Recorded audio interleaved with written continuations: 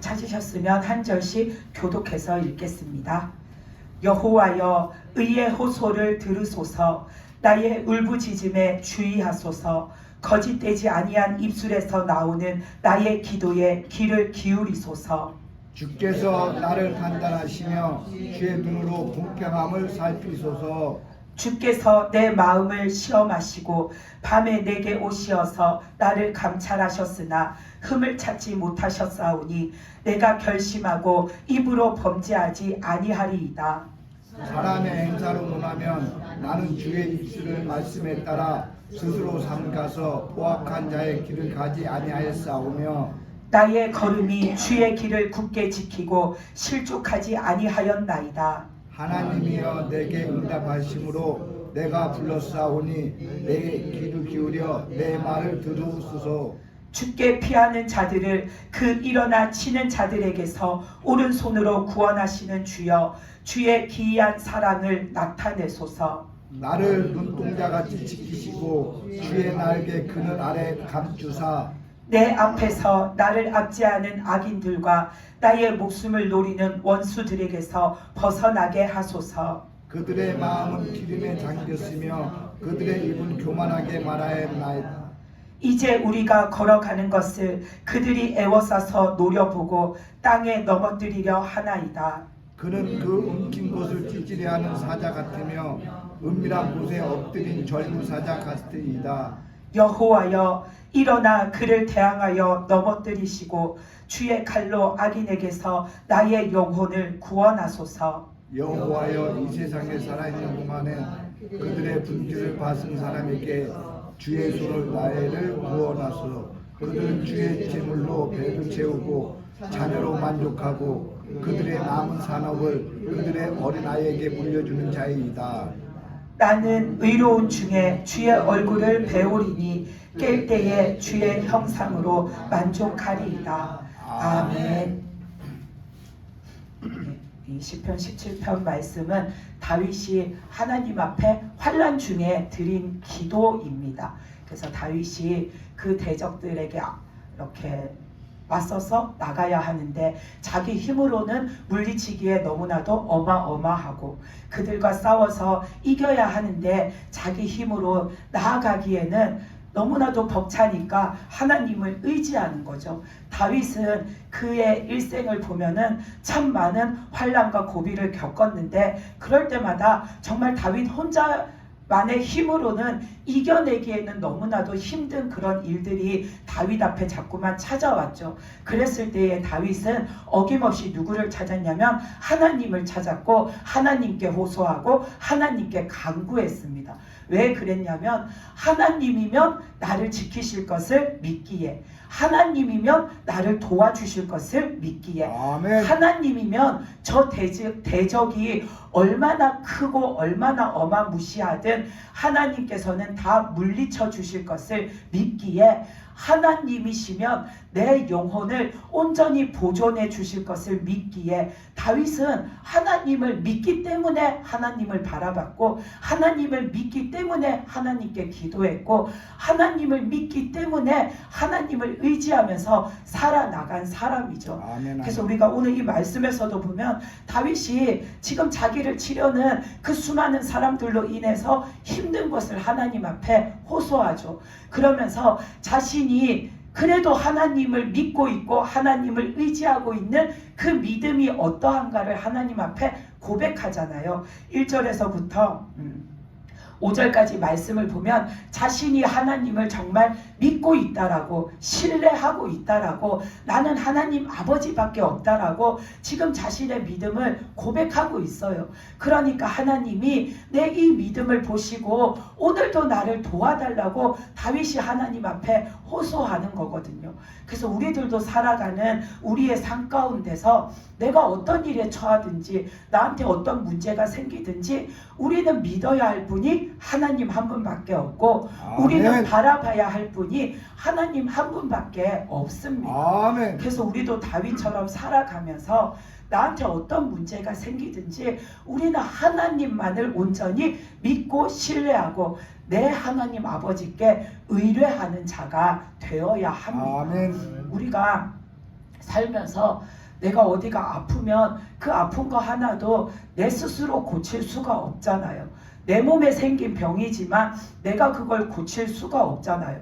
근데 의사라고 해서 의사가 다 내 병을 고쳐주는가 하면 의사라고 해서 내 병을 다 고쳐줄 수가 없어요. 만약에 내가 머릿속이 아파요. 그러면은 나도 내 머릿속이 왜 아픈지 들여다볼 수 없지만 의사도 내 머릿속을 뭐 MRI를 찍든 어떻게 하든 들여다보기 전에는 의사도 나한테 내 머리가 왜 아픈지를 설명해 줄 수가 없잖아요. 의사들도 사람이 환자가 머리가 아파요, 배가 아파요, 어디가 아파요 하면은 그 사람들도 검사를 해봐야 되고 진찰을 해봐야 되고 들여다봐야지 왜 아픈지를 원인을 알아내잖아요. 근데 그 원인을 알아내도 의사라고 해서 100% 온전하게 고쳐주지를 못해요. 심지어 수술을 하려고 개복을 했는데 의사가 보고서는 이건 도저히 수술을 해서도 고칠 수 있는 상태가 아니다 하면은 수술을 하지 않고 다시 어떻게 해요? 그 개복했던 것을 다시 덮어버리잖아요. 그리고 수술을 조차를 하지 못하고 그냥 나와서 그 사람은 이제 가망이 살아날 가망이 없는 사망 진단을 사형 선고를 받게 되는 것과 같은 상황에 처하잖아요. 이것처럼 사람도 내 몸을 고칠 수 없지만 의사라고 해서 의술을 배웠다고 해서 사람의 모든 질병을 고칠 수 있는 게 아니에요. 그런데 우리를 온전히 온전케 해주시는 분은 누구냐면 하나님 한 분이세요. 아멘. 하나님은 의사처럼 CT를 찍어서 아시는 게 아니라 우리 몸을 이렇게 개복을 해서 열어봐야 아시는 게 아니라 하나님은 이미 다 알고 계세요. 하나님은 우리를 지으셨기 때문에 우리의 모든 걸 아세요. 아멘. 그리고 하나님은 우리의 이 거주 겉에 있는 이 육신만 아는 게 아니라 하나님은 오늘 말씀에서도 다윗이 기도하면서 그러잖아요. 우리의 생각도 감찰하시고 우리의 마음도 살피셔서 이미 내가 어떤 마음을 먹고 사는지 내가 어떤 생각을 하고 나가는지 모든 걸 이미 알고 계시는 하나님이시잖아요. 그렇기 때문에 우리는 우리 눈에 안 보이는 것 그것조차도 이미 다 알고 계시는 하나님 앞에 나를 맡겨드려야 그 하나님이 고치시고 그 하나님이 우리를 온전케 하세요. 아멘. 우리를 온전케 하시는 것은 오직 하나님께만 있는 능력이에요. 아멘. 그래서 다윗은 모든 것을 매사를 하나님께 맡겨드리잖아요. 우리도 물론 병원에 가서 이렇게 치료를 받는 것도 하나님이 우리에게 주신 혜택이기에 그것을 받을 수 있으면 받아야 해요. 근데 첫 번째로 내 마음을 누구한테 맡기는가 그게 중요한 거죠. 첫 번째로 내 마음을 맡기는 분은 하나님이어야 하는 거죠. 하나님께 나를 맡기고 나갈 때 내가 병원에 가서 치료를 받고 내가 약을 먹고 내가 수술을 받을 때 그 모든 것이 온전케 되도록 하나님이 역사해 주시는 거죠. 그리고 또 우리가 살아가면서 요즘 참 장마 때문에 비가 한참 오다가 또 지금은 또 너무 더워가지고 힘들어 하잖아요. 근데 이 일기를 다스리는 것도 하나님이세요. 이 모든 기후를 다스리는 분도 하나님이세요. 아멘. 아멘. 사람들은 그 슈퍼 컴퓨터 그것을 이렇게 의지하고 살잖아요. 그래서 그 슈퍼 컴퓨터로 기상을 예측해서 나오는 그 일기예보를 보면서 우리가 어떻게 할지를 이렇게 정하는데 근데 그 컴퓨터가 예상하는 거 예측하는 것도 100% 맞지가 않아요. 요즘은 잘 맞는다라고 하는데도 그래도 자주 이렇게 혼동을 주잖아요. 그래서 큰 비가 안 올 거라고 했는데 갑자기 비가 쏟아져서 난리가 나고 큰 태풍이 안 올 거라고 했는데 갑자기 태풍이 몰아쳐서 난리가 나고 사람이 하는 일에는 100% 완전한 것이 없어요. 아멘. 근데 하나님은 안 그러세요. 하나님께서는 온 우주 만물을 다스리시는 하나님이시잖아요. 다스릴 수 있는 이유는 하나님이 지으셨기 때문이에요. 아멘. 하나님 것이기 때문이에요. 아멘. 우리 사람도 하나님 것이지만 바람도 하나님 거고 아멘. 하늘도 하나님 거고 비도 하나님 거고 모든 게 다 하나님 것이기 때문에 하나님은 그것을 다스리실 수가 있으세요. 아멘. 그래서 하나님은 컴퓨터는 안 온다고 했는데 와서 난리가 나는데 하나님은 올 것을 막아주셔가지고 우리를 안전케 보호해 주시잖아요. 큰 비가 닥칠 것을 막아주셔서 재해로부터 건져주시고 큰 강풍이 몰아칠 것을 막아주셔서 우리를 안전하게 보호해 주시는 하나님이시잖아요. 그렇기 때문에 우리는 우리 삶에 살아가면서 맞닥뜨리는 일들도 이 다윗처럼 매번 하나님께 아뢰고 하나님을 의지하면서 살아가야지 내 영혼이 평안하고 내 삶의 평안함을 얻을 수가 있어요. 하나님이 자연을 다스리는 거 성경 말씀에도 나와 있어요. 그냥 하나님이 창조 주시니까 하나님은 하실 수 있어 이게 아니라 성경에서도 보면 하나님께서 진짜로 그 자연을 다스리시는 것이 나오잖아요. 우리가 예수님만 봐도 예수님이 제자들과 함께 배를 타고 가다 광풍을 만났잖아요. 그때 예수님이 바람을 향해서 바다를 향해서 꾸짖으시니까 그렇게 세게 몰아치던 바람이 잠잠해지므로 그렇게 거센 풍랑이 일던 바다가 조용해졌잖아요. 예수님께서 말씀하시니까 바람도 그 강풍도 예수님의 말씀에 순종했죠.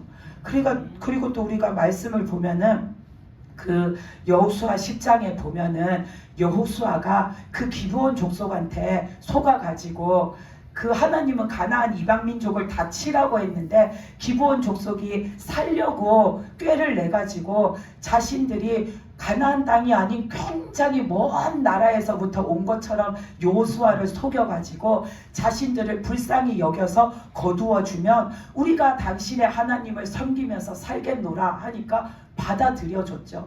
그랬을 때에 그 기브온 족속과 같이 어우러져 살던 그 주변에 있던 가나안 족속들이 기브온 족속이 이스라엘한테 항복한 것을 듣고서는 그 기브온 족속을 치려고 왔잖아요. 그랬을 때 기브온 족속이 자신들이 그들과 싸워서 이길 수 없으니까 여호수아한테 도와달라고, 우리는 이미 당신들하고 연합을 했으니까 우리를 도와달라고 말하니까 여호수아가 그 전쟁에 가가지고 그 가나안 족속들, 기브온 민족을 치려고 오는 가나안 족속들을, 이 아모리 족속들을 여호수아가 맞서 싸워서 그들을 물리쳐 주잖아요. 근데 그 나가 싸울 때에 보면 하나님이 여호수아한테 내가 이미 저 아모리 족속을 네 손에 붙였으니까, 네가 승리하도록 내가 이미 다 했으니까 너는 나가서 싸워라. 이 싸움에서 네가 이길 것이다. 그렇게 하나님이 말씀하세요. 그러면서 싸우는데 싸우는 시간이 길어지니까 여호수아가 하나님한테 기도하잖아요. 그 태양이 시간이 지나서 날이 저물어 밤이 오면 싸울 수가 없잖아요. 여호수아가 아무리 용맹할지라도 그 싸움에서 불리해질 수 있으니까 하나님한테 날이 저물지 않게 해달라고 기도를 해요. 그래서 저 태양이 지금 저 중천에 떠 있는데 저 태양이 넘어가지 않고 저대로 있게 해달라고. 그래서 달이 떠오르는 게 천천히 떠오르게, 어둠이 오는 게, 저녁이 오는 게 천천히 오게 해달라고 하나님께 기도하니까 하나님이 정말로 그 태양을 멈추셔서 그 싸움이 끝날 때까지 해가 지지 않게 해주세요. 그게 성경 말씀에 기록되어져 있어요. 그래서 그 말씀의 끝에 보면은 여호수아 10장 14절에 보면은 이렇게 나와 있어요. 여호와께서 사람의 목소리를 들으신 이 같은 날은 전에도 없었고 후에도 없었나니 여호와께서 이스라엘을 위하여 싸우셨다라고 나와 있어요. 이스라엘의 그 간구를 들으시고 그들을 보호하시고 이기게 하시려고 하나님은 태양도 멈추어 주셨어요. 그 태양을 멈추신 일이 이때만 있은 게 아니라 히스기야 왕 때도 그러셨잖아요. 히스기야 왕이 중병에 걸려가지고 다 죽게 생겼을 때에 그 이사야 선지자가 와가지고 하나님의 뜻을 전하잖아요. 왕은 그 중병이 들어가지고 죽게 되었으니 왕의 주변을 정리하라고 그렇게 말하니까 이 히스기야 왕이 하나님 앞에 나가가지고 진짜 대성통곡을 하면서 기도를 막 해요. 그러면서 자신이 그래도 하나님만을 바라보면서 살아왔고 그래도 하나님만을 믿으면서 살아왔는데 하나님 나를 불쌍히 여기셔서 나를 살려달라고 하나님 앞에 히스기야 왕이 통곡을 하면서 막 기도를 해요. 그러니까 하나님이 이사야 선지자를 그 히스기야 왕한테 다시 보내서 뭐라고 하시냐면은 내가 히스기야 너의 기도를 들었다. 그래서 하나님이 뜻을 돌이키셔서 살려주시겠다라고 말씀을 하시죠. 그래서 하나님이 살려주시겠다라고 말씀을 하셔서 이사야 선지자가 히스기야 왕을 이렇게 치료를 해줘요. 치료를 해주는데 어떻게 해줬냐면 무화과 반죽을 으깨가지고 그 상처 부위에다가 발라줬어요. 근데 그 무화과 반죽을 발라주는 게 뭐 얼마나 약효가 나가지고 진짜 다 죽기 직전인 사람이 벌떡 일어나겠어요.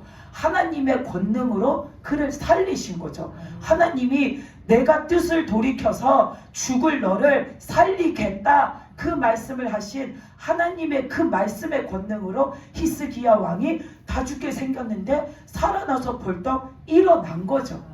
근데 살아나서 벌떡 일어났는데 이 히스기야 왕이 그래도 하나님의 말씀에 대한 확신을 갖고 싶은 거예요. 하나님이 살려주시겠다 한 다음에 뭐라고 하셨냐면 3일 만에 네가 다시 여호와의 전에 올라갈 수 있게 해주겠다라고 하셨어요. 다 죽어가서 거동도 못하는데 3일 만에 네가 하나님의 전에 나가서 하나님 앞에 제사를 드릴 수 있도록 네가 그렇게 멀쩡해지게 해주겠다라고 하신 거예요.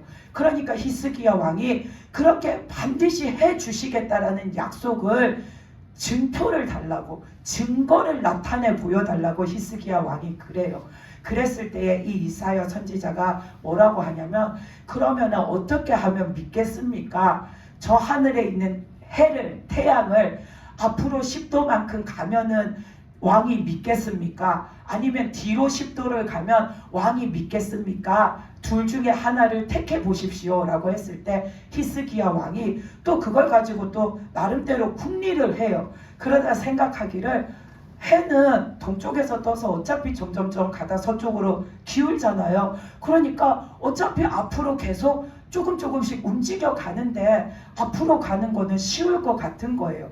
근데 이미 아침에 뜬 해가 다시 떴던 자리로 다시 뒤로 가는 거는 아무리 해도 불가능한 일인 것 같으니까 히스기야 왕이 그럼 저 해가 다시 뒤로 물러가면은 내가 믿겠습니다 하니까 하나님이 그 해를 다시 뒤로 10도 물러가게 하셨어요. 성경에는 이것처럼 하나님이 해도 다스리시고 움직이시는 사건이 나와요. 해만 다스리시는 게 아니라 하나님은 바람과 물도 다스리세요. 아멘. 그래서 홍해를 갈라주셨잖아요. 그 홍해가 그냥 흐르던 물이 갑자기 순식간에 쭉 하니 땅에 지진이 나서 땅이 갈라지듯이 그렇게 갈라진 게 아니에요. 하나님께서 그 물을 갖다가 강풍을 불게 하셔서 물이 점점점 밀려서 올라가게 하셔서 그 물이 점점점 밀려서 이쪽으로 가게 하시고 이쪽으로 가게 하셔서 그게 오랜 시간 동안 하나님이 바람으로 그 바다를 홍해를 밀어서 물이 옆으로 점점점 벌어지면서 그렇게 길을 내어 주신 거잖아요. 사람이 무슨 수로 그 바닷물을 밀어가지고 거기에다 길을 내겠어요. 근데 하나님은 그걸 하셨잖아요. 요단강을 건널 때도 하나님이 순식간에 쭉 갈라지게 하신 게 아니에요. 저 위에서부터 물이 더 이상 흘러내려오지 않도록 하나님이 막으셨어요. 그러니까 이미 내려오던 물이 다 흘러내려가고 나니까 여기에 그 강 바닥이 드러난 거죠.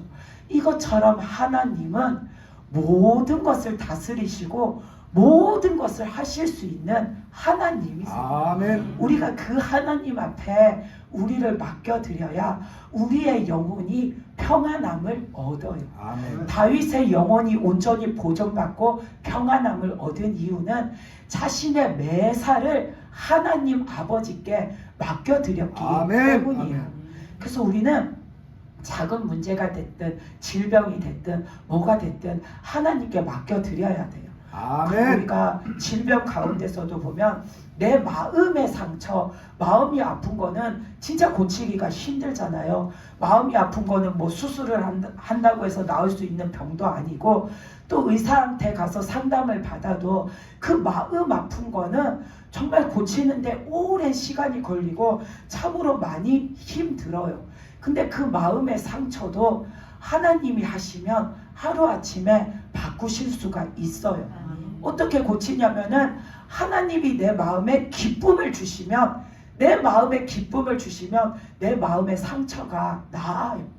내가 사람 때문에 너무 많은 상처를 입어서 마음이 힘들든지, 내가 살면서 힘든 고생을 많이 해서 내 속에 맺힌 게 많아서 내 상처가 많든지, 나는 살면서 이런저런 근심 걱정이 많아서 늘 내 마음은 누가 막 헤집어 놓은 것처럼 상처가 많든지, 어쨌든 내 마음은 늘 편한 날이 없는데 그것을 내 스스로도 어떻게 극복하지 못하는데, 하나님이 내 마음을 만지셔가지고 그 마음속에 하나님이 주시는 평안함과 기쁨을 여기다가 부어주시면 어느 순간 내 마음속에 근심 걱정 힘들었던 게 내가 굳이 애써서 노력하지 않아도 어느 순간 사라지고 없어요. 내 마음에 그냥 내 마음이 왜 이렇게 편안하지? 오늘은 왜 안 불안하지? 오늘은 왜 힘든 생각이 안 나지? 그렇게 놀랍고 신기로울 정도로 내 마음속에 평안함이 깃들게 돼요. 그래서 우리의 마음의 상처도 하나님께 맡겨드려서 하나님이 나에게 기쁨을 주시면 내 마음속이 편안해져요. 그러면 날마다 내 마음에 기쁨이 샘솟게 되는 거죠. 그 베드로의 장모가 보면 열병을 앓았잖아요.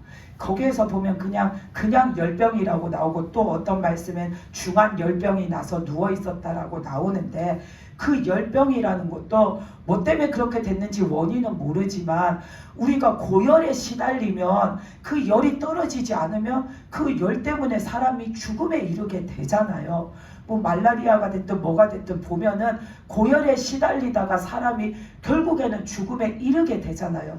그렇게 중한 병을 앓고 있었는데 예수님이 오셔가지고 그에게 손을 대시고 그 열이 내리게 하시니까 순식간에 열이 내려서 그 장모가 어떻게 했냐면 멀쩡하게 나와가지고 일어나서 예수님의 수종을 들었다라고 나와요. 그 수종을 들었다라는 게 옆에서 예수님을 챙겨드리고 섬겨드렸다라는 거예요. 왜 그랬냐면 내가 좀 전까지는 정말 죽을 것 같았는데, 진짜 죽음의 문턱에 왔다 갔다 하는 상황이었는데 예수님이 나를 살려주셔가지고 죽을 뻔한 나를 이렇게 살려놓으신 거죠. 그러니까 얼마나 그 마음에 기쁨이 넘치겠어요. 얼마나 감사함이 넘치겠어요. 그러니까 주님 앞에 기쁨과 감사함으로 주님을 섬기게 되는 거죠. 이것처럼 우리가 내가 어떤 실제적으로 눈에 보이는 증상으로 나타나는 질병 때문에 아프든, 눈에 보이지 않는 마음의 상처로 아프든, 그걸 하나님께 내어드리면 하나님이 고쳐주세요. 그러면 내 마음속에 기쁨과 감사가 넘치고 내 삶이 바뀌게 되는 거예요. 아멘. 그 바뀐 인생을 산 사람이 누군가를, 또 한 사람을 보면은 누가복음 7장에 나오는 그 나인성의 과부가 나와요. 그 나인성에 사는 한 과부가 있었는데 이 과부는 아들 하나를 데리고 살았어요. 근데 하나밖에 없는 그 아들이 죽었죠. 죽어서 이제 장사를 지내고 있는데 그때 예수님이 그 동네를 지나가시다가 그 모습을 봤어요. 그래서 사람들이 아들의 관을 메고서는 이제 장례를 치르려고 이렇게 나가고 있는데 그 관을 따라가는 그 어머니가 너무나도 애통하게 너무나도 슬프게 막 우는 모습을 보면서 예수님이 그 여인을 보시면서 불쌍하게 여기셨잖아요. 너무나도 애통하게 우는 모습을 보면서 불쌍한 생각이 드셔서 예수님이 그 여인 앞에 가가지고서는 울지 말라라고 하세요. 그 여인한테 너는 울지 마라 하시고는 예수님이 그 죽은 아들이 들어있는 그 관에다가 손을 탁 얹으시고는 그 아들한테 예수님이 내가 말하노니 너는 일어나라 라고 하세요. 그랬더니 어떤 일이 일어났냐면 죽어서 관 속에 있던 그 아들이 일어나가지고 앉아가지고 사람들한테 어머니한테 깨어서 말도 하는 거예요.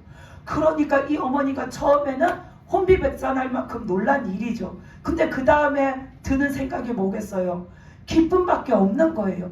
죽어가지고 이제 땅에 묻으러 가고 있었는데 그 죽은 아들이 지금 살아나서 자기 앞에 앉아가지고 어머니 하고서는 부르는 거예요. 그러니까 이 엄마가 얼마나 기쁘겠어요. 그러니까 예수님께서 그 애통에서 지금 하나밖에 없는 아들, 더군다나 가부 혼자서 키운 그 아들인데, 애지중지하면서 키운 아들인데, 내가 모든 것을 의지하고 산 내 아들인데 그 아들이 죽어서 지금 비통한 심정으로 그 마음의 상처를 누가 진짜 어떻게 짐작할 수도 없고 감히 말할 수도 없는 그런 비통한 마음을 안고 있는 그런 여인인데, 예수님이 찾아오셔서 그 마음의 문제를 풀어주시니까 이 여인의 마음에 기쁨이 가득 들어차게 된 거죠.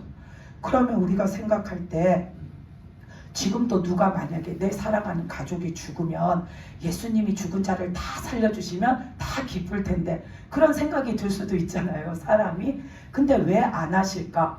만약에 누군가 내 가족이 죽었어요. 근데 주님이 그 사람을 다 살려주시면 사람들이 다 슬퍼할 일이 없을 거 아니에요. 근데 예수님이 그 일을 안 행하시는 이유는, 예수님은 이 사건에서, 나인성 가부의 아들을 살려준 사건에서 단지 죽은 아들을 살려주시는 거, 그거를 해주시려는 게 아니에요. 단지 죽은 아들을 살려주시는 일, 그것을 해주시려는 게 아니라 예수님은 이 여인한테 그것을 넘어서 더 큰 기쁨을 주시려는 거예요. 그게 뭐냐면 천국의 기쁨을 이 여인한테 주신 거예요. 그게 무슨 뜻이냐면, 이 여인이 아들이 죽어서 진짜 마음이 이루 말할 수 없이 아프고 슬프고 애통하고 비통하잖아요. 지금 이 여인은 정말로 이제는 살 소망이 없어요. 아들을 따라서 자기도 그냥 죽고 싶은 심정이에요. 내가 이제 살아서 뭐해? 살 낙이 뭐가 있어? 내 아들이 죽었는데, 그런 마음이잖아요. 그랬는데 예수님이 그 아들을 살려주셨어요. 그러니까 너무나도 기쁘고, 기뻐서 진짜 이제는 기뻐할 일밖에 없는 거죠. 그러면 이 여인이 이제는 그 살아난 아들, 다시 산 아들과 함께 기쁘고 감사하고 즐거워하면서 오직 하나님을 섬기면서 그렇게 살게 될 거예요. 그러면 그렇게 하나님 앞에 이제는 그 다시 살아난 아들을 쳐다보면서 기쁘고 감사하고 즐겁고 날마다 신나는 마음으로 신바람이 나서 살면서 이 여인이 뭘 생각하게 되냐면, 예수님이 오셔서 계속 하시는 말씀, 구원에 대해서 생각하고, 그 부활에 대해서 생각하고, 그 천국에 대해서 생각하게 되겠죠. 예수님이 오셔서 계속 말씀하신 거, 전한 게 구원과 부활과 천국에 대해서 말씀하셨잖아요. 너희가 나를 믿어서 구원을 받고, 너희가 나를 믿어서 너희가 다시 살아나서 그 천국에서 영원토록 나와 함께 거하리라. 예수님이 계속 그걸 말씀하셨잖아요. 이 여인의 아들을 살려주셨을 때도 예수님이 그냥 죽은 아들 살려놓고만 그냥 쌩하니 가시지 않으셨을 거예요.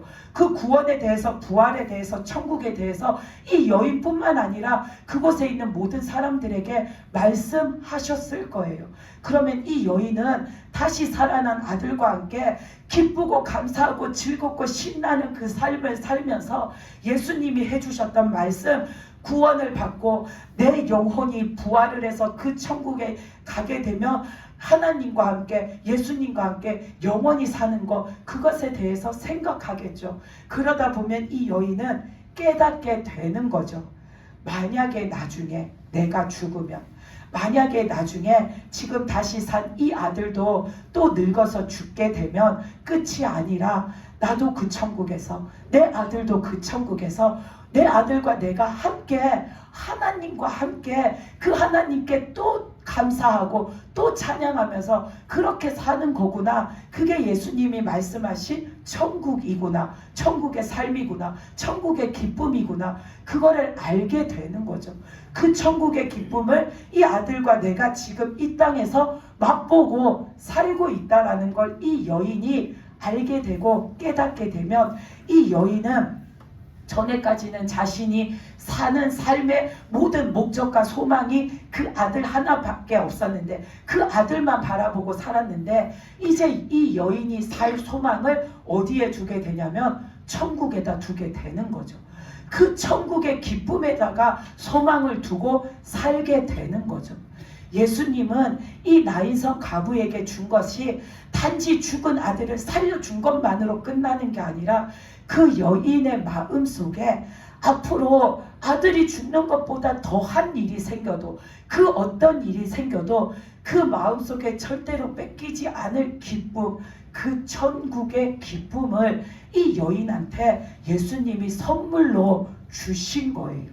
이것처럼 우리들이 마음속에 있는 상처, 내 삶에 어떤 문제가 됐든 문제로 인해서 내가 지금 마음속에 고통받고 사는 거, 그것도 우리가 하나님 앞에 내어놓고 하나님 앞에 맡겨드리면 하나님이 해결하세요. 아멘. 하나님이 그걸 풀어주세요. 아멘. 그래서 하나님이 비통한 내 마음도, 애통한 내 마음도, 슬픈 내 마음도 하나님이 가져가시고 그 천국의 기쁨을 나한테 주셔서 내 마음에 채워주시는 거예요. 그렇게 내 마음을 회복해 주셔서 내가 하나님 앞에 온전한 믿음으로 살게 해주세요. 다윗은 그런 것을 깨달았기 때문에 슬플 때도 하나님께 기도하고, 그가 애통할 때도 하나님한테 기도하고, 적군 앞에 지금 다급하게 해서 죽게 생겼을 때도 하나님께 기도하고, 또 즐겁고 신이 나도 하나님께 기도하고, 다윗은 뭐든지 하나님께 기도했잖아요. 이것처럼 우리는 내 모든 것을 하나님께 맡겨드리면 하나님이 그것을 해결해 주십니다. 이런 다윗의 믿음이 잘 나타나는 게 본문 말씀을 보면 5에서 7절 말씀이에요. 5절에서 7절 말씀을 보면은 나의 걸음이 주의 길을 굳게 지키고 실족하지 아니하였나이다. 하나님이여 내게 응답하시겠으므로 내가 불렀사오니 내게 귀를 기울여 내 말을 들으소서. 죽게 피하는 자들을 그 일어나 치는 자들에게서 오른손으로 구원하시는 주여 주의 기이한 사랑을 나타내소서라고 다윗이 말하잖아요. 처음에는 내가 주의 길을 굳게 지키고 실족하지 아니했다는 건 내가 늘 하나님 앞에 믿음으로 살려고 애썼다라는 거예요. 내가 늘 하나님 앞에 믿음으로 나가려고 애썼다라는 거예요. 그러면서 나는 하나님을 오롯이 믿고 신뢰합니다. 그게 어디에 나타나냐면 6절 말씀에 나와요. 내가 하나님께 기도하면 하나님은 반드시 들으시는 하나님이시고 응답하시는 하나님이심을 내가 굳게 믿고 내가 지금 하나님 앞에 기도합니다. 하나님 나의 기도를 들어주세요 라고 말하는 거잖아요. 그러면서 7절에서 하나님은 하나님을 믿고 의지하는 자들을 대적에게서 구하시는 하나님이심을 내가 믿으오니 하나님의 그 긍휼하심, 사랑하심을 나한테 베풀어 주셔서 나를 적들로부터 지켜주십시오 하고 하나님 앞에 지금 하나님 앞에 믿음으로 기도드리는 거죠.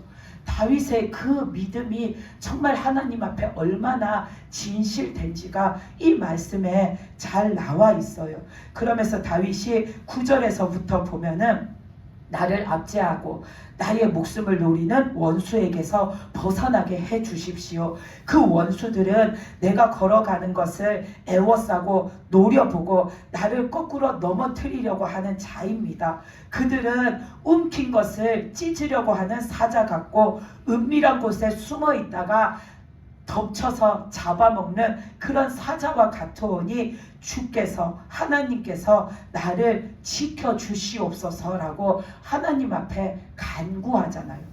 다윗이 하나님을 믿는 믿음이 없으면, 하나님을 향한 신뢰함이 없으면 이런 기도가 나올 수가 없어요. 그래서 우리는 하나님 앞에 나를 맡겨드릴 때에 정말로 하나님을 믿어야 해요. 아멘. 정말로 내가 하나님을 신뢰하고 나가야 돼요. 내가 믿어야지 하나님이 내 기도를 들으시고, 내가 믿어야지 하나님이 나에게 응답하시고, 내가 믿어야지 하나님이 나를 봐주시고, 내가 믿어야지 하나님이 역사하세요. 무조건 내가 하나님 앞에 나가서 하나님 한다고 하나님이 나에게 역사하시는 게 아니에요. 예수님이 그러셨잖아요. 니네가 무조건 나한테 주여 주여 주여 한다고 다 니네가 하나님의 자녀가 아니라고. 내가 믿어야 해요. 내가 하나님을 신뢰하고 있어야 아멘. 해요. 그래야 하나님이 다윗에게 응답하시는 것처럼 나에게 응답해 주세요. 아멘. 오늘 말씀에서 보면은 다윗은 진짜로 자신의 처한 상황, 진짜로 자기를 치려고 하는 사람들로부터 나를 이렇게 지켜달라고 호소하잖아요. 근데 우리가 살다 보면은 이렇게 실제적으로 내 목숨이 어떤 사람한테 위협받는 일은 그렇게 흔치가 않잖아요. 그리고 내가 막 어떤 사람한테 고발을 당해가지고 감옥에 갇히고 막 끌려가고 이런 일을 당하는 일은 우리의 삶에 그렇게 흔하게 일어나는 일은 아니잖아요. 근데 우리가 하나님을 믿고 사는 우리가 흔하게 당하는 일이 뭐냐면 영적 싸움이에요.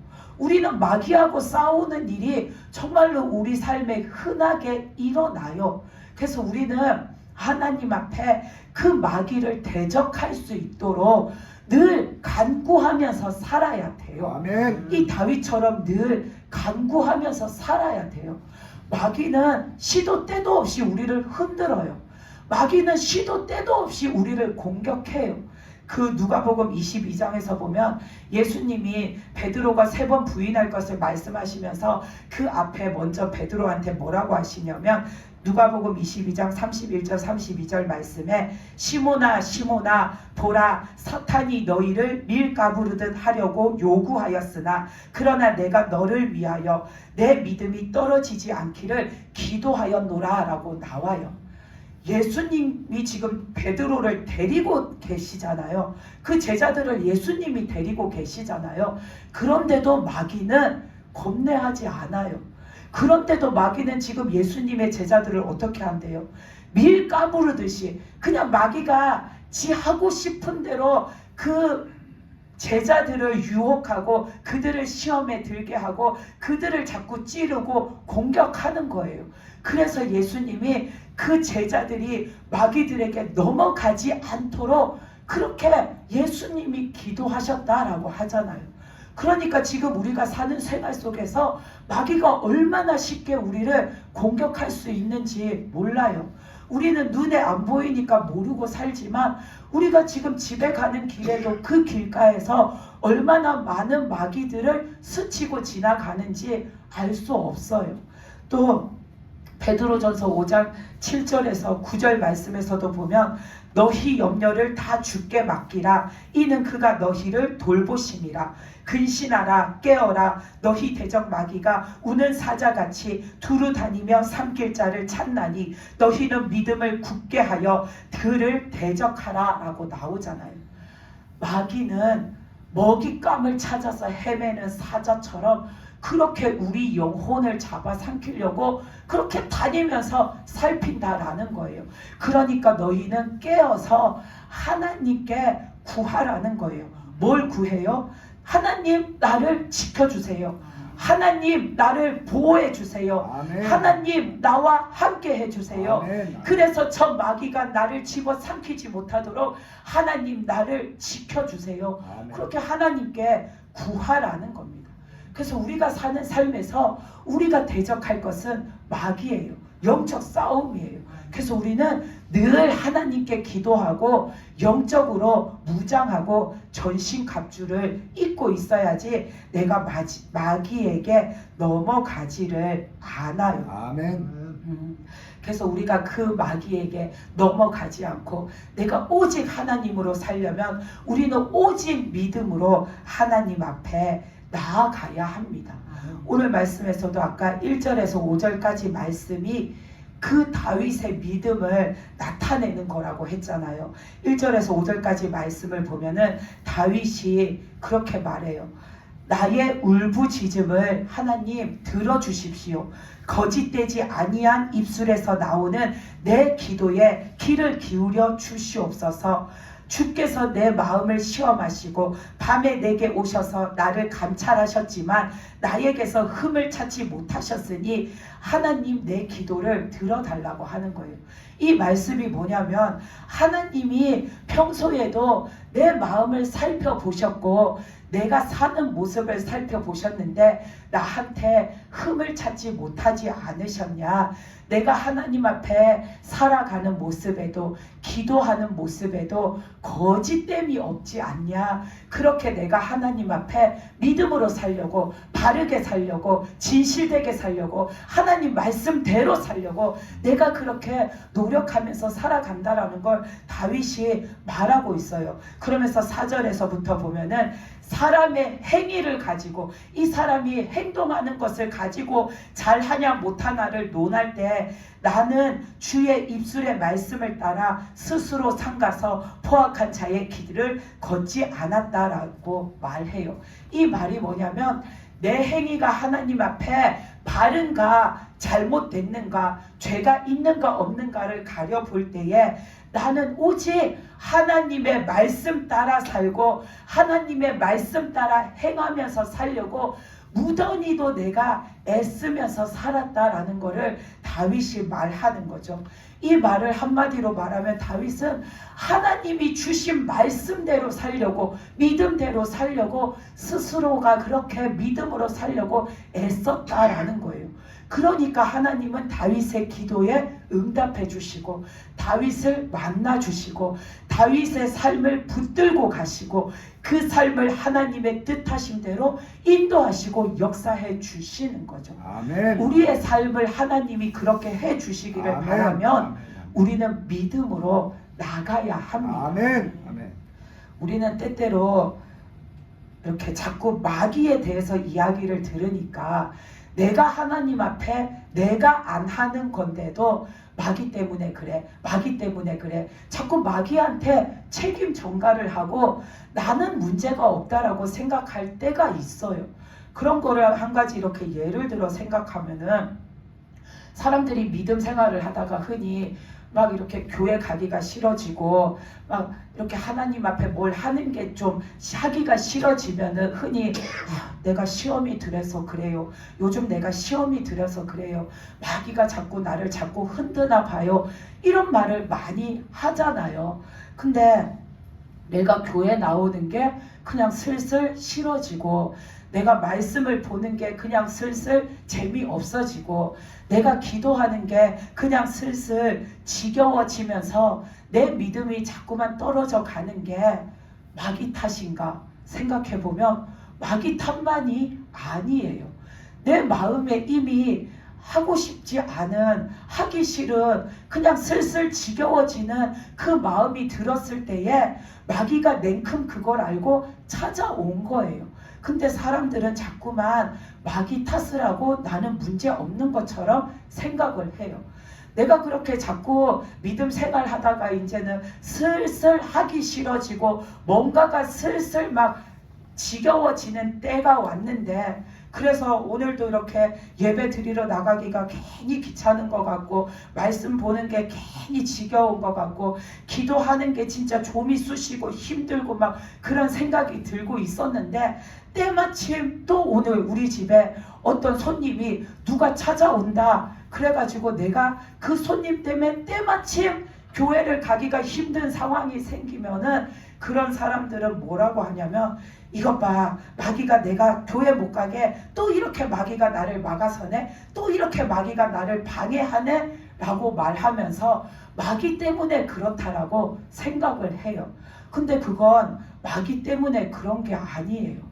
얼마든지 내가 하나님 앞에 나가야겠다라는 굳은 결심이 있으면 그 사람한테 다음에 오라 하고 나는 하나님 앞에 나갈 수 있는 거예요. 그런데 내가 슬슬 하나님 앞에 믿음 생활하는 게 힘들고 지겹고 막 귀찮아지는 생각이 들어서 오늘 하루는 내가 하나님 앞에 나가지 말까 나갈까 그래도 나가야 되는데 근데 오늘은 그냥 하루 쉬고 싶은데 막 고민을 하던 차에 때마침 누가 우리 집에 온다고 전화가 오니까 그게 나한테 좋은 핑계거리가 되는 거죠. 그거는 마귀 탓이 아니에요. 나는 슬슬 그냥 하나님 앞에 믿음 생활하는 게 지겨워지는 그런 참에 있었는데 그것을 안 마귀가 나한테 좋은 핑계가 될 만한 거리를 던져줬어요. 근데 나는 그거를 갖다가 믿음 없이 덥석 물어버린 거예요. 그러니까 나는 어떻게든 나는 그래도 오늘 하나님 앞에 나가야지, 내가 여기에 이끌려 가면 안 되지 하고 나와야 되는데 그렇게 하지 않고선 이것 봐 마귀가 또 내가 하나님 앞에 예배 못 드리게 방해하잖아, 이것 봐 마귀가 또 나를 갖다가 이렇게 시험하잖아 하면서 뭘 하냐면은 그거를 이기고 교회 가는 게 아니라 그냥 그렇게 투덜투덜 대면서 손님 맞을 준비를 해요. 손님 온다고 청소하고 손님 온다고 요리하고 그러면서 나는 오늘 교회를 못 가 하고 마음을 탁 접어버리잖아요. 그게 마귀 때문만에 그렇게 되는 게 아니라 내 마음에 이미 하나님 앞에 하기 싫은 내 마음이 있는 거예요. 그거를 마귀가 탁 건드렸어요. 그러면 내가 어떻게든 그걸 이겨 넘어야 하는데 나는 그거를 갖다 좋은 핑계거리로 삼고 그냥 거기에 주저앉아 버린 거죠.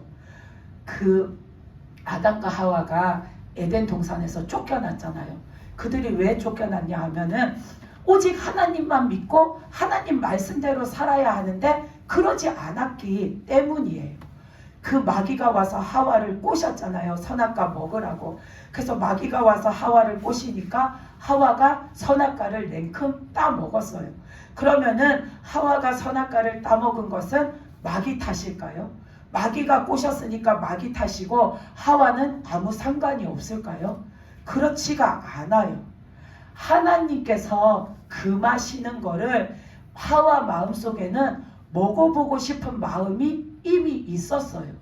그 먹고 싶은 그 행위를, 그것을 따서 내가 먹고 싶은 그 일을 해보고 싶은 마음이 이미 하와의 마음속에는 있었어요.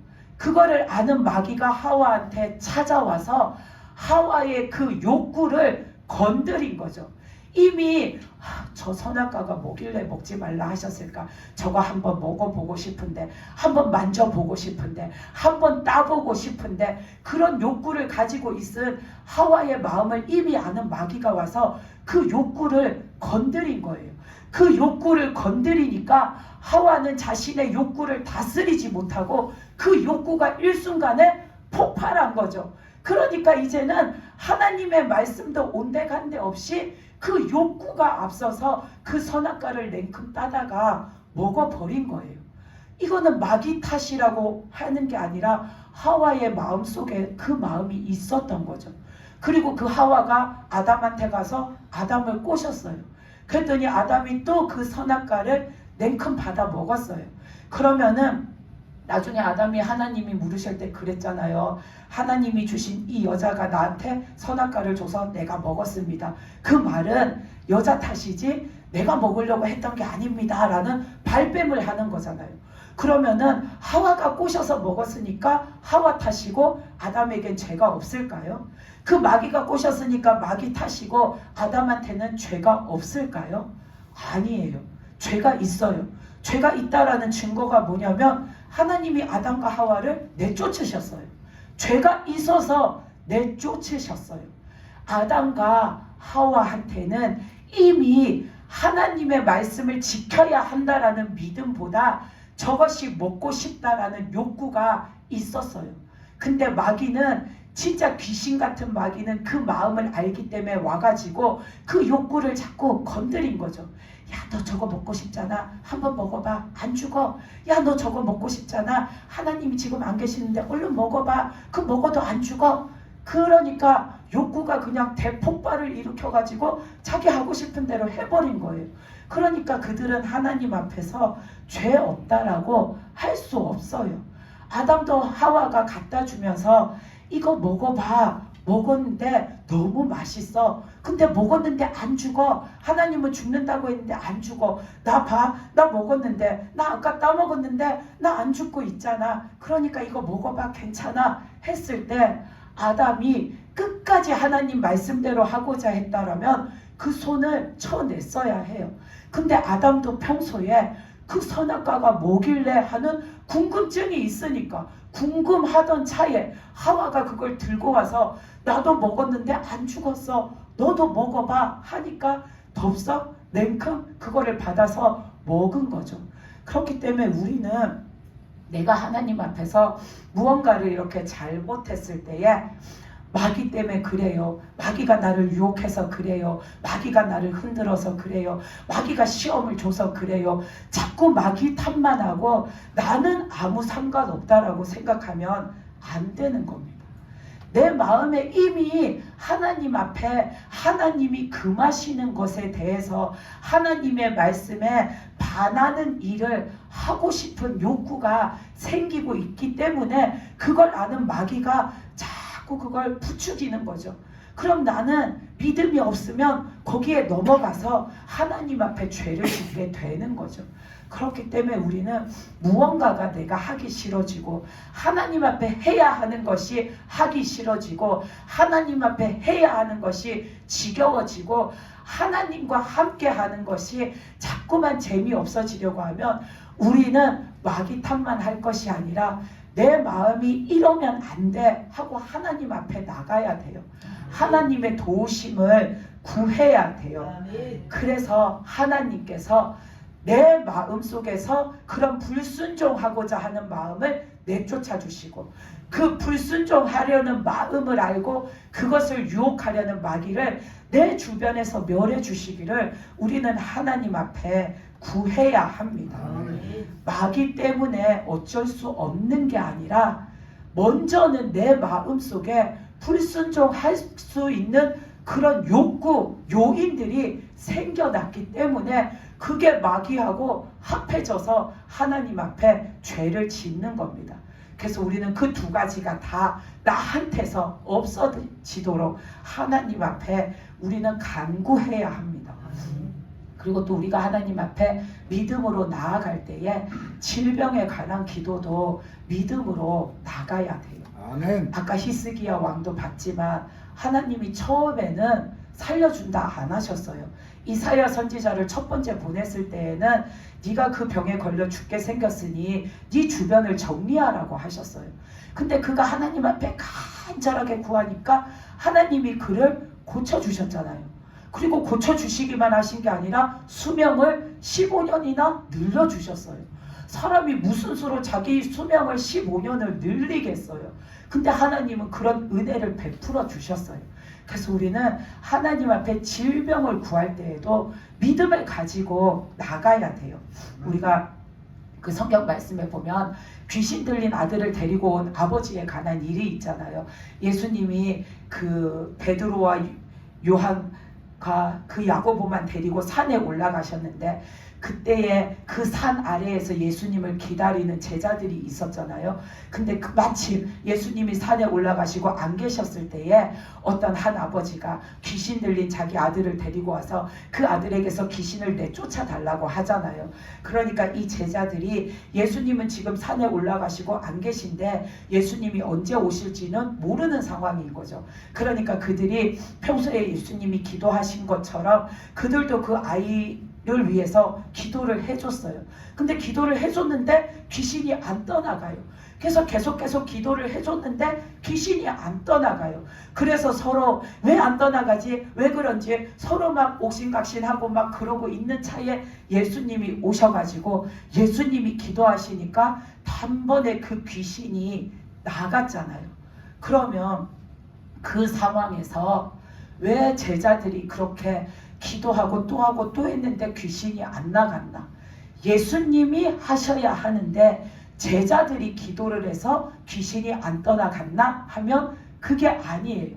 그게 아니라는 증거가 뭐냐면 베드로도 예수님의 제자잖아요. 근데 그 베드로도 나중에 성전에 기도하러 올라갈 때에 그 성전 미문에 앉아있는 걷지 못하는 병자, 그 사람을 위해서 기도해 줬어요. 예수님의 이름으로 기도해 줬어요. 그랬더니 어떻게 됐냐면 한 번도 걸어보지 못했던, 걷지 못하던 그 사람이 멀쩡한 두 다리를 가지고 걷게 되었잖아요. 그러면 제자가 기도해서 안 된 게 아니에요. 이 사건의 문제가 뭐냐면은 기도해준 제자들도, 기도를 받으러 온 그 귀신 들린 아들의 아버지도 믿음이 없다라는 게 문제였어요. 예수님이 나중에 산에서 내려오셔가지고 그들이 하는 말을 쭉 듣고 나서 나중에 제자들이 우리는 아까 그렇게 기도했는데 왜 귀신이 안 나간 겁니까? 라고 물었을 때 예수님이 뭐라고 하셨냐면 너희한테 믿음이 없기 때문이다 라고 하셨어요. 그리고 예수님은 그 귀신 들린 아들을 데리고 온 아버지한테도 믿음이 없다라고 꾸짖으셨어요. 왜냐하면 그 아들이 나중에 예수님이 오셨을 때 아들을 위해서 기도를 해달라고 하면서 뭐라고 했냐면 예수님이 무엇을 하실 수 있으면 기도를 해달라 그랬어요. 그러니까 예수님이 할 수 있거든이 무슨 말이냐, 믿는 자에게는 능치 못하는 것이 없다라고 하셨잖아요. 그러면서 그 아버지의 믿음 없음을 예수님이 꾸짖으셨어요. 이 아버지가 왜 믿음이 없냐? 원래도 예수님에게 100% 믿음을 가지고 나온 것도 아니었겠지만 이미 한번 겪어봤잖아요. 믿음이 없이 제자들이 예수님이 하셔야 되는데 우리가 해도 나을까? 예수님이 안 계시는데 이거 기도해도 나을까? 예수님이 안 계시는데 이거 우리가 기도해도 될까? 이런 마음을 가지고 지금 기도를 하니까 하나님의 역사가 안 나타났잖아요. 근데 그 제자들이 아무리 기도해도 역사가 안 나타나는 걸 이 아버지가 계속 보고 있잖아요. 그럼 이 아버지의 마음속에도 원래도 믿음이 없는데 그 모습을 보면서 예수님의 제자들도 기도를 해도 별 수가 없네. 왜 안 낫는 거지? 궁금증과 의심이 들던 차에 예수님이 오셔서 이제 기도를 하는데 그의 마음속에는 그 신뢰함이 없는 거예요. 그러니까 예수님한테도 뭘 하실 수 있으면은 해달라는 거죠. 그러니까 예수님이 그의 마음을 아시고 꾸짖으셨어요. 그러니까 그가 정신이 번쩍 나가지고 이렇게 하면 안 되는 거구나. 그리고서는 그제서야 예수님한테 내가 믿음이 없었습니다. 예수님 앞에 내 아들한테 귀신을 내쫓아 달라고 이렇게 나오면서도 믿음이 없었습니다. 내가 믿음 없었던 거 용서해 주십시오. 내가 이제는 예수님이 고쳐주실 거 믿습니다. 주님 고쳐주십시오. 그랬을 때에 예수님이 기도하시니까 그 아이에게서 귀신이 나갔어요. 이것처럼 우리가 질병 하나를 놓고 기도하는 데에도 믿음으로 나가야 돼요. 기도해 주는 자도 믿음이 있어야 하고 기도를 받는 자도 믿음이 있어야 해요. 꼭 예수님이 이 자리에 실제적으로 나타나셔야지. 그 제자들과 함께 계셨던 것처럼 그 시대에만 예수님이 진짜로 있어서 기도를 하셔서 나은 것이 아니라 또 목사님만이 기도를 하시는 것이 아니라 우리가 그런 간증도 듣잖아요. 어떤 사람이 어떤 문제를 놓고 어떤 기도하시는 권사님들과 함께 기도했는데 내가 이 문제를 고침받았어요. 막 기도하시는 집사님들과 함께 기도했는데 이 문제가 해결됐어요. 우리가 그런 간증도 듣잖아요. 그 권사님들, 그 집사님들은 예수님도 아니고 목사님도 아니에요. 그러면 왜 그 자리에 그런 역사가 나타났나? 믿음이 있기 때문이에요. 믿음으로 함께 기도했기 때문이에요. 그래서 우리는 내가 하나님 앞에 고침받고자 하면 믿음으로 하나님 앞에 나가야 합니다. 오늘 말씀에서 다윗은 오직 하나님을 믿었어요. 오직 믿음으로 하나님 앞에 나갔어요. 오직 믿음으로 하나님께 맡겨드렸어요. 저와 여러분들에게도 이 믿음이 있으시기 바랍니다. 내 삶에 뭐가 됐든 해결하고 풀어주시고 역사하시는 분은 하나님 한 분밖에 안 계십니다. 그 하나님이 역사하시는 때가 언제냐면 내가 믿을 때, 내가 믿고 나아갈 때입니다. 그래서 항상 하나님을 믿고 믿는 믿음으로 나아가는 저와 여러분이 되시기를 바랍니다. 아멘. 기도드리시겠습니다.